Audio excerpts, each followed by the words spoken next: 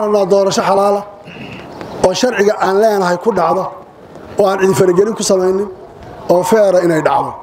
qof walbana uu haysto sida uu qaado taa macnaheedu maxay noqonaysaa propagandada aan sharciga ahayn dacaayadaha faraha badan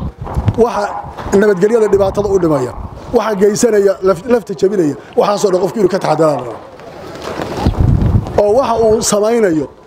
ee uu ku xadgudbayo waxa fiican qofku inuu ilaahay uga cabsado oo uga xishoodo ilaahay wuxuu leeyahay walaa yajrimannakum shana'aan qawm ala la ta'dilu i'dilu maanta aniga waxa aad ii qabto haday ku dhaafiso shayga xaq ah waa dhibaato waxa kale oo qariiba sharax baata waati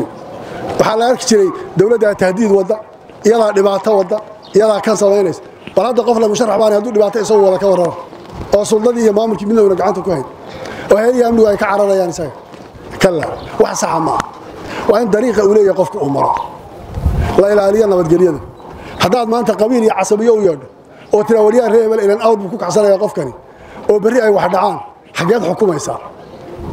yaad xukumi ciidankan iyo waxaan la rabaa kulli lagu wareejiyo mas'uul noqotay hadaad tiraahdo sidan ay bari maxaad wax ku xukumaysaa ma jar walba ku imanay bisha qoliyaha la lahaa way soo degayaan baa ku soo degay يعني waa fikir sakhiifa oo aan qofka uu haysmeen min xildhibaan hayo qurba jooga halkan wuxuu yiri maraakiibta dawladdeedina baday joogta amisom amar baa la soo sino gurigeyga satellite baa dul saaran qofkii ilaaha la wala booday takhayul wariyo maalin la riyoonayo iyadoo la socdo waa hormayna qabtaan inoo hagaajiyaan dadka loo dejiyaan hada wax loo qabanayaan hada wax lagu sameeyay diyaarado soo dejinaya waa shay cajiib ah waxa la rabaa marka qof kasta oo dan siyaasadeed mujtamaca hafasaadin waxa aad rabto iyo waqtiga la siiyo iyo gudidaas ay noo dhaxay waqtiga wax ku sheegta qaado waan huba dadka maanta systemka ku jira Jubaland way dhabar adeegeen way adkaysteen waa la xajeclaalayaal laakiin qofkii dan siyaasadeed oo kale laga yaabaa inuu carada ku galo aan u diyaar garowno wadankeena inaan dhisano oo gacan walba gacanta ku wareejinaysa aamin ay noqoto oo annagana taariikhdu ay naga halaabin ay noqoto raad aan ka tagnay oo socdo inuu jiro waxa lagu dhaqiyo waxa lagu xukumayo waa sharciga waa dastuurka ay leedahay Jubaland faragelin baan cid ku sameyn karin warqada maalina uu qorayay wasiirka arrimaha guduhu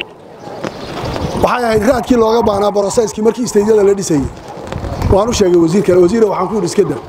waxa fiicnaan lahayd dhaqanka inaad iska daysaan waa wax dhisan dastuur federaal ilaa xaq buu siinaya kii dawlad goboleedka jiro xaqiisa iskale isaga la raacaya illa kontrolsha iyo illa maamulaysa illa kula bajito Jubaland doorashada Jubaland bay u taala iyagana qabsanaya say shalay u soo qabsadeen bay u qabsanaya dawladnimadu Soomaaliya wax badan baa ka hadlaysa aad baan ula hadlay waxaad ogtii waxaan in badan isku dayay inaan isu keeno oo bal wax midaysan la qaato maca lasaf shadiid hogaanka maanta dawladda ee jiray wuxuu ka maqan yahay waxa wadankan ka soo dhacay iyo waxa laga soo maray wali wuxuu kaga sugan yahay madow ama cid uu sheeg qofku kama maarmo hadda markay ay madu ducaynayso waxa lagu duceeyaa ilaahu bidana saalihaasi qofka mas'uulka qofku kama soo haro cid la talinayso waxaan oran lahaa dawladda dhexe ha ilaaliso waxa heshiiska lagu yahay dastuur baa lagu heshiiyay isagaasa lagu kala adag yahay ka madaxweynaha isagu ku yimid speakerku isagu ku yimid baarlamaanku isagu ku yimid prime ministerku isagu ku yimid hadii isaga la waayo Soomaaliya way isgaratay ninka xoog badan ma jiro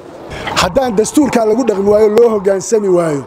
oo waxa dadka ka dhaxeeya la garan waayo cidina cid xoog wax kuma qaadi karto cidina cid wax ma khasbi karto Soomaaliduna dhaqankeedu xumaay ziftiga ah bay ku noqon xal ma aha waa in isaga la ixtiraamo